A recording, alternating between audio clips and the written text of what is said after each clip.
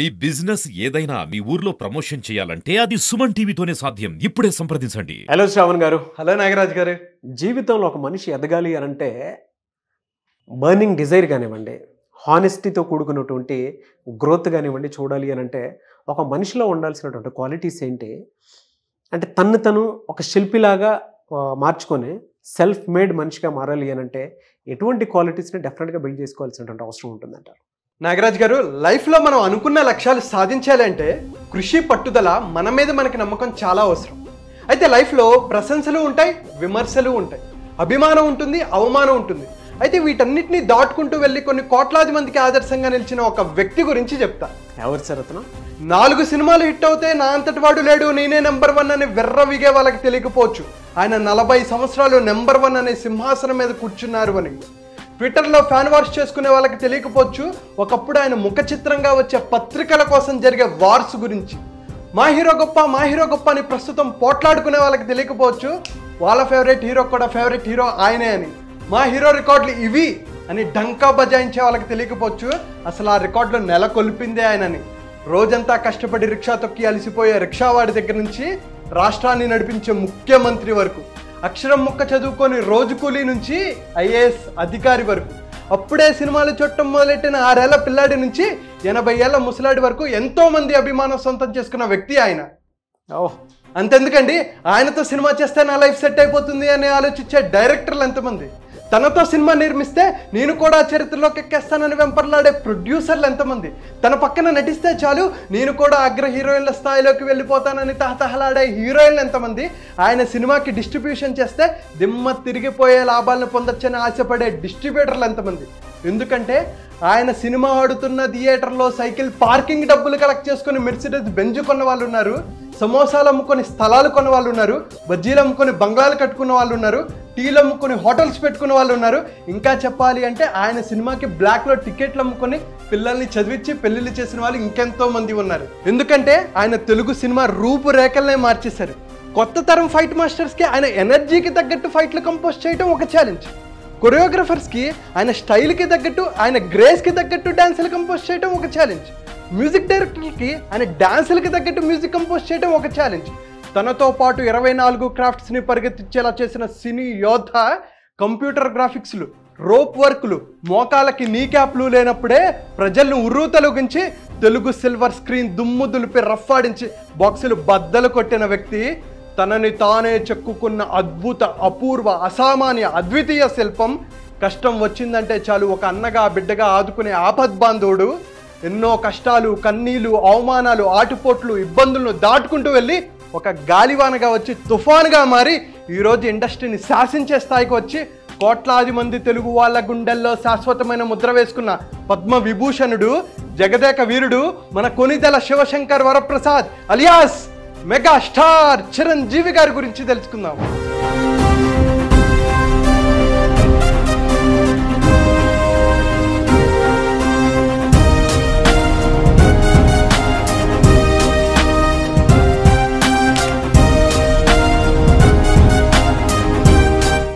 చిరంజీవి గారి గురించి మాట్లాడుకోవాలంటే మనకు ఒక రోజు సరిపోదండి. అయితే ఆయన లైఫ్లో నుంచి కొన్ని ముఖ్యమైన విషయాలు మనం తీసుకొని మన లైఫ్లో ఇంప్లిమెంట్ చేసుకొని మన రంగంలో మనం ఎలా మెగాస్టార్గా ఎదగాలి అనే దాని గురించి మాట్లాడుకుందాం.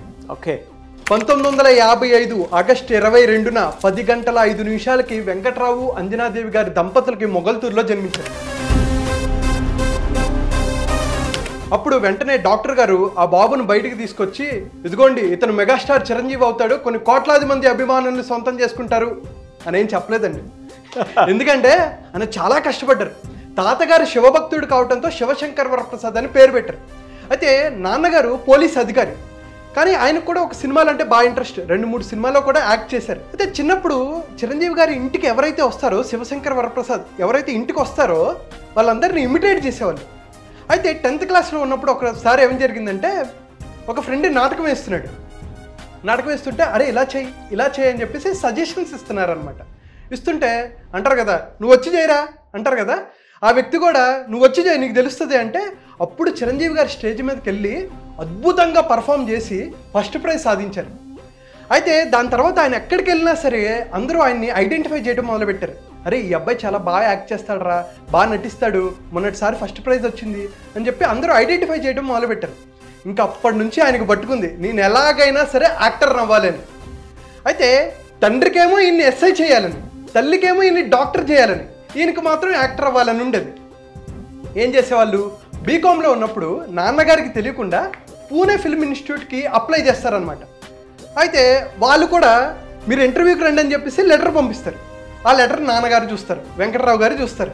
చూసి అరే నువ్వేనా మంచిగా చదువుకొని మంచి ఉద్యోగం చేస్తావు అనుకుంటే నువ్వేంట్రా ఈ యాక్టింగ్లు పట్టుకున్నావు అని చెప్పి మందలిస్తారు.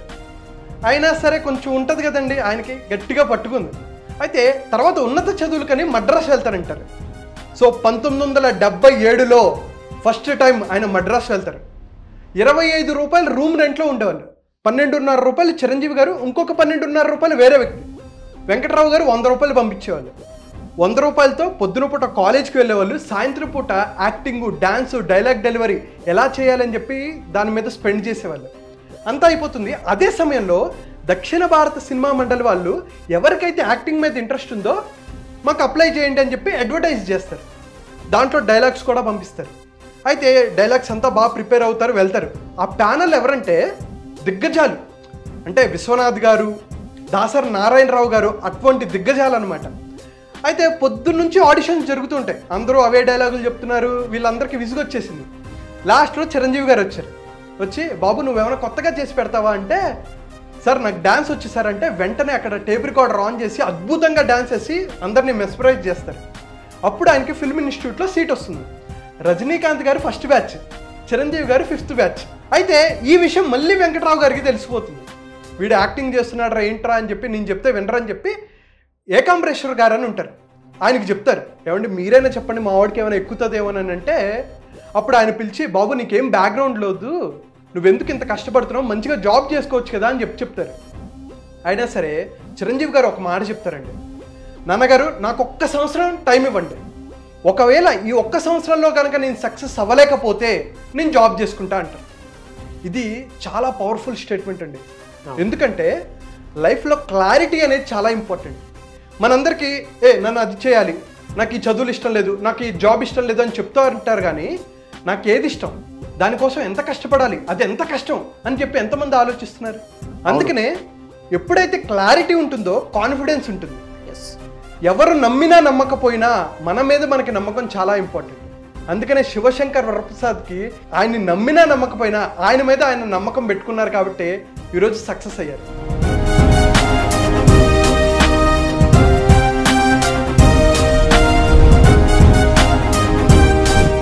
అయితే ఆయన ఫిల్మ్ ఇన్స్టిట్యూట్లో ఉండగా ఆయన ఫ్రెండ్ సుధాకర్ గారు, మనం తెలుసు కదండి కమిడియన్ సుధాకర్ గారు, ఆయన ఫస్ట్లో హీరోగా యాక్ట్ చేసేవారు.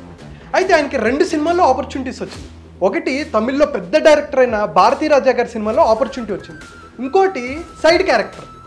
అయితే ఈయనకు మాత్రం అనిపించేది, భారతీరాజా గారు కూడా అంటారనమాట, నువ్వు ఏదైనా ఒక సినిమానే చెయ్యి, ఇది మెయిన్ లీడ్ కాబట్టి ఇదే చేయంటే భారతీరాజా గారి సినిమాలో యాక్ట్ చేయాలని చెప్పేసి ఈయన ఏం చేస్తారు, అరే నేను ఆ సినిమాకి ప్రామిస్ చేశా కదా కానీ ఈ సినిమానే చేయాలని చెప్పి పెట్టుకుంటారు. ఎలా చెప్పాలి ఆ ప్రొడ్యూసర్కి డైరెక్టర్కి అని చెప్పేసి చిరంజీవి గారిని తోడుగా తీసుకెళ్తారు. తోడుగా తీసుకెళ్ళి సార్ నాకు భారతీరాజా గారి సినిమాలో ఆపర్చునిటీ వచ్చింది, నేను దయచేసి ఈ సినిమా చేయలేను అంటే, అప్పుడు ఆ ప్రొడ్యూసరు శివశంకర్ వరప్రసాద్ని చూస్తారు. చూసి ఈ అబ్బాయి చాలా బాగున్నాడు కదా అంటే అప్పుడు శివశంకర్ వరప్రసాద్ నుంచి చిరంజీవిగా మారుతాడు.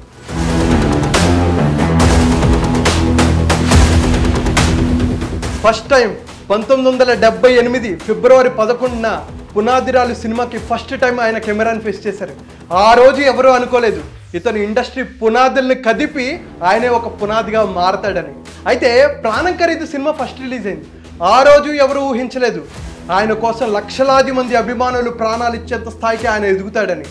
ఏ స్థాయిలో కష్టపడ్డారంటే అసలు 1979లో 8 సినిమాలు, 1980లో 14 సినిమాలు, 81లో 13 సినిమాలు, 82లో 13 సినిమాలు, 83లో 14 సినిమాలు తీసి అద్భుతంగా కష్టపడ్డారు. అయితే 1983లో వచ్చిన ఖైదీ సినిమా అప్పట్లోనే ₹1 కోటి కలెక్ట్ చేసి సంచలనం సృష్టించింది. ఛాలెంజ్, గుండా, విజేత, రాక్షసుడు, దొంగ మొగుడు, పసివాడు ప్రాణం, స్వయం కృషి, ఎమ్ముడికి మొగుడు, అత్తకి ఎమ్ముడు అమ్మాయికి మొగుడు, Jagadeka Veerudu Athiloka Sundari, gang leader, rowdy అల్లుడు, ఘరానా మొగుడు, హిట్లర్, మాస్టర్, బావగారు బాగున్నారా, అన్నయ్య, ఇంద్ర, ఠాగూర్, శంకరదత్త ఎంబీబీఎస్, స్టాలిన్. అంటే ఆయన సినిమా లిస్టులో అద్భుతాల హిట్లు ఎన్నంటే మనం చెప్పలేము అసలు. అయితే 1987లో వచ్చిన స్వయం కృషి మూవీ రష్యన్ లాంగ్వేజ్లోకి డబ్ అయ్యి మాస్కో ఫిల్మ్ ఫెస్టివల్కి అక్కడ స్క్రీన్ చేశారు. అలాగే 1987లో ఆస్కార్కి అటెండ్ అయిన first south Indian actor Chiranjeevi గారు. దాని తర్వాత 1990లో వచ్చిన జగదేక వీరుడు అతిలోక సుందరి సినిమా తుఫాను టైంలో రిలీజ్ అయ్యి సునామీ సృష్టించింది. ఆ టైంలో వరదలుండి అంతా చూడ్డానికి కూడా కష్టమైనా సరే తర్వాత ప్రజలు ఎలా ఆదరించారంటే సినిమాకి వెళ్ళి పూలు డబ్బులు వర్షంలాగా కురిపించారండి. సీనియర్ ఎన్టీఆర్ గారి తర్వాత అటువంటి మాస్ ఫాలోయింగ్ సంపాదించుకుంది ఎవరంటే చిరంజీవి గారు అంటంలో ఎటువంటి సందేహం లేదు. 1991లో వచ్చిన గ్యాంగ్ లీడర్ కనీ విని ఎరుగని హిట్ అండి. అప్పట్లోనే 6 కోట్లు కలెక్ట్ చేసి 100 డేస్ ఫంక్షన్ 4 చోట్ల చేశారు. ఏలూరు, విజయవాడ, తిరుపతి, హైదరాబాద్. అప్పట్లో ప్రైవేట్ ప్లేన్లో వీళ్ళందరినీ తీసుకెళ్లారు. దాని తర్వాత వచ్చిందండి 1992లో మానిస్టర్ హిట్ గరానమొగుడు. అప్పట్లోనే 10 కోట్లు కలెక్ట్ చేసి ఏకంగా ఒక రీజనల్ లాంగ్వేజ్ 10 కోట్లు కలెక్ట్ చేసిందని చెప్పి ఏకంగా ఇండియా మొత్తం మన తెలుగు సినిమా వైపు చిరంజీవి గారి వైపు చూడటం మొదలుపెట్టాయి. పెద్ద పెద్ద ఆర్టికల్స్ రాయటం మొదలుపెట్టారండి, మనీ మెషిన్ అని చెప్పేసి. అసలు అందరూ షాక్లోకి వెళ్ళిపోయారు.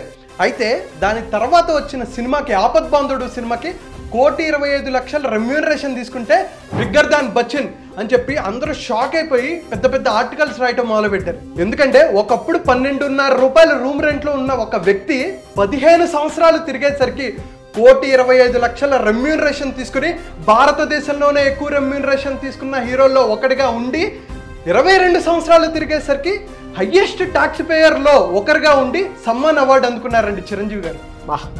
అంటే ఒక్కసారి అర్థం చేసుకోండి ఆయన ఏ స్థాయిలో కష్టపడ్డారంటే ఆయన సినిమాల్ని నమ్ముకొని డైరెక్టర్లు, ప్రొడ్యూసర్లు, డిస్ట్రిబ్యూటర్లు, ఇంకా చెప్పాలంటే థియేటర్స్ ఓనర్స్, అక్కడ సమోసాలు అమ్ముకునేవాళ్ళు, బయట బజ్జీలు అమ్ముకునేవాళ్ళు, ఇంకా చెప్పాలంటే అది కరెక్టా కాదు పక్కన పెట్టండి, బ్లాక్లో టికెట్లు అమ్ముకున్న వాడు కూడా ఆయన్ని నమ్ముకొని బెటర్ స్థాయికి వెళ్ళారు. ఎందుకంటే అలాగా ఆయన అందరిని పరుగులు ఎత్తిచ్చారు. అటువంటి వ్యక్తి కాబట్టి ఈరోజు ఆయన ఒక చరిత్రగా నిలిచారు.